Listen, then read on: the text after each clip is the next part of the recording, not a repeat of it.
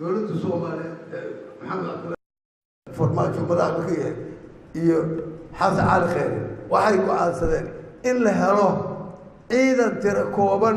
oo la og yahay si qorshe sax ah loogu sameeyo qorshe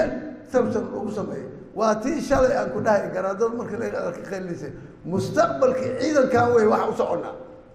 dawladdu waxay goosantay mustaqbalka ciidanka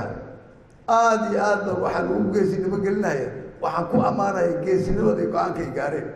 waxaan ogahay inta mudaharaadaysa inay lumi doonto waxaan ogahay kii wadaniga oo Soomaaliga oo dareemay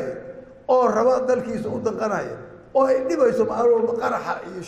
shacabkeena ruwaaya waxaan aaminsanahay inuu ku haray ciidanka xoogga dalka Soomaaliya marka waa sarkaal nadiif ah oo damiir leh kana damiirka lahayn qabiilku dulooday tuuganimadu dulootay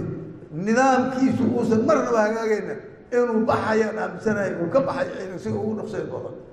maxaa yeelay ma ku socon karto ciidanka wuxuu u baahan yahay shaqo loo dhiso ciidanka wuxuu u baahan yahay xareey loo sameeyo ciidanka wuxuu u baahan yahay hub loo sameeyo yaa loo sameynaya hadaba la garan karin waxa yaa see loogu jaagoynaya seebaa loogu jaagoynaya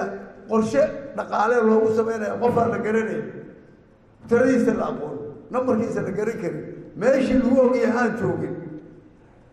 sida loogu qorsheynayo qorshe loogu sameeyay bal ii sheeg ilaahay baa ku dhashay saraakiil banaay bal ku dib u fakar ni walba u dib fakar kam qani ka joogaba sida loogu qorsheynayo war ciidanka wuxuu u baahan yahay qorshe wuxuu u baahan yahay qof go'aan leh oo